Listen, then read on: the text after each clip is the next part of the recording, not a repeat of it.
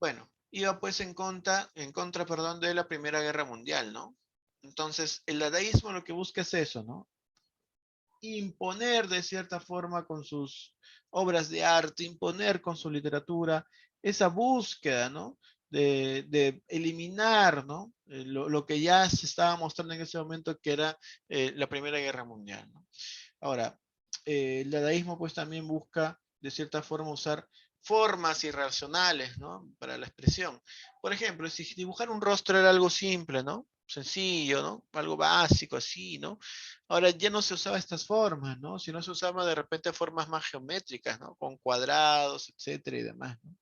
Esto le daba de cierta forma un aire más disperso, ¿no?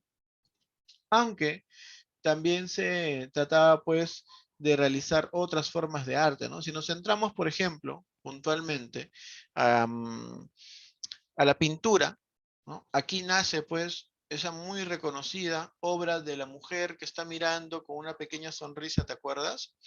Que fue robada y que aparece, por ejemplo, en este famoso Código Da Vinci, ¿te acuerdas? ¿Cómo se llama esa pintura, chicos, de la mujer? La Mona Lisa. La Mona Lisa, ¿no? Por ejemplo, ¿no? Pero ¿qué se busca en esa obra? ¿Cómo aparece la Mona Lisa? Como de repente aparecerás tú cuando te tomen la foto de tu DNI, ¿no? Una mujer fea. ¿Correcto? Tranquilo, hijo, contrólate, ¿ya? No voy a hacer que te pongan sala de espera. Chicos, por ejemplo, cuando tú estés o tengas 18 años, te toque tomar tu foto, pues, ¿no? Para el DNI, ¿cómo es tu foto? ¿No? Prácticamente inmóvil, ¿no? Sin movimiento, etcétera, ¿no? En una posición ya contracturada, ya predispuesta, ¿no? Entonces lo que se busca con la Mona Lisa también es casi lo mismo, ¿no? Que la pintura se parezca más a una fotografía, ¿no? Que lo que se hacía antes, que eran las personas en movimiento y demás. Entonces, eso es importantísimo, ¿no? Muy bien, hasta aquí vamos avanzando. Chicos, luego las características. Las características me hablan, pues, ¿no? Del vanguardismo, vamos a borrar esto de aquí, latinoamericano, me dice que el arte se plantea como una insurrección contra el orden establecido, ¿no? Básicamente como un levantamiento, un cambio drástico a lo que era normal, básico, ¿no?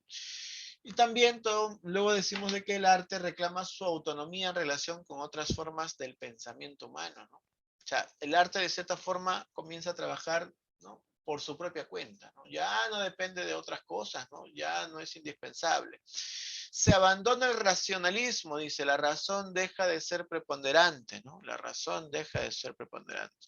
Se rinde culto a la novedad y la sorpresa, ¿no? Se busca una literatura, un arte ya distinto, ¿no? Ya, digamos, fuera de lo común, ¿no?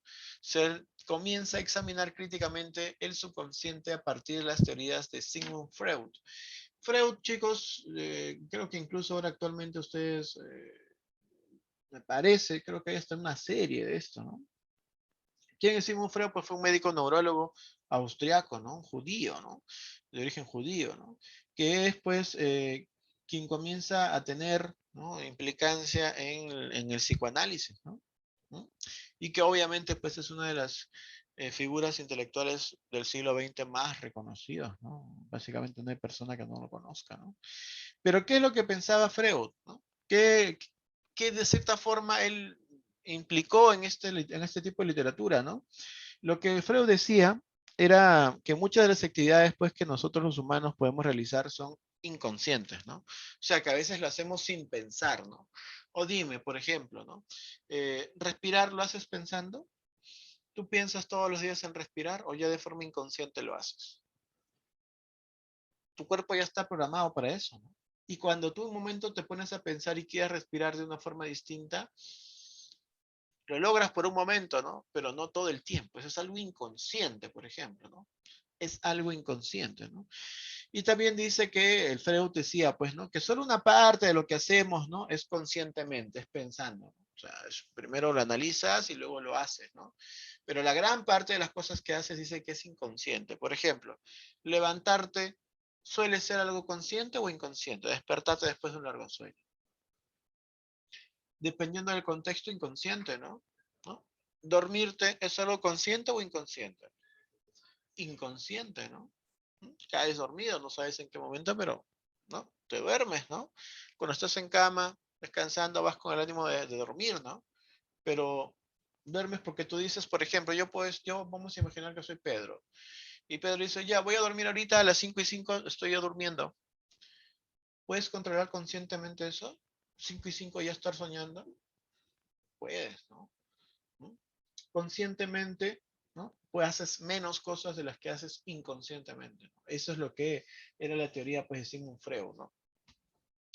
La poesía vanguardista, ¿no? Tiene también ciertas características importantes, ¿no? Una de ellas, pues, que convirtieron la metáfora en una imagen sugerente que abandona la lógica y la razón, ¿no? Para convertirse en una libre expresión del mundo poeta. La metáfora, pues, que era usada mucho, ¿no? Una parte, digamos, imaginaria con otra real, ¿no? Se liberaron de las reglas de la gramática y se dejaron de respetar el orden lógico de los elementos de una oración. ¿Cuál es el orden lógico de los elementos de una oración? Sujeto más predicado, ¿no? Pero aquí se altera, ¿no? Y esto tiene un nombre, hiperpatón, ¿no? Utilizaron un verso absolutamente libre, pues abandonaron la medida y la rima de los versos, ¿no? Ya a ellos no les importaba si existía siempre mi rima asonante o rima consonante, ¿no?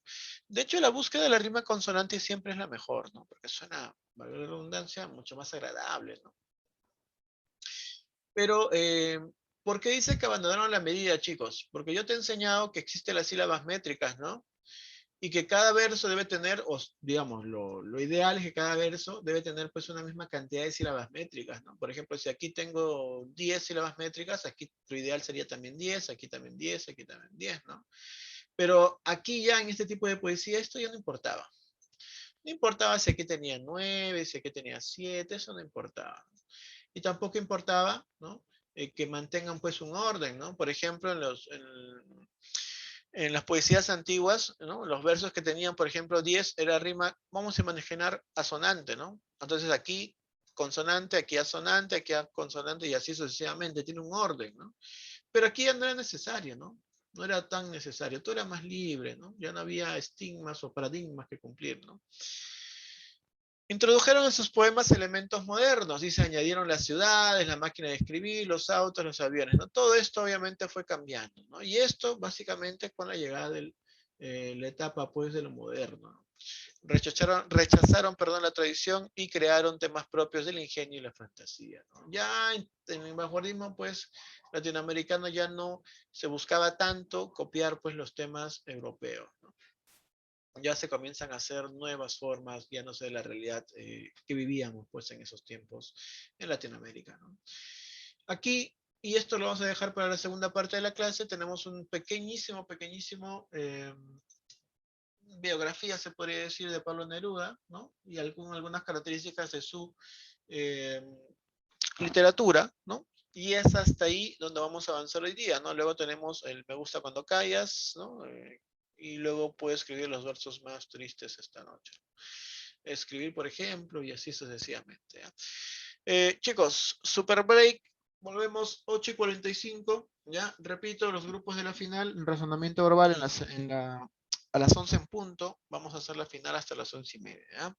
Volvemos 8:45, chicos, terminen de hacer bueno, no sé si algunos todavía no desayunan, pero aprovechen si es que es así estos 10 minutos, ¿ya? 8:45 nos volvemos a ver.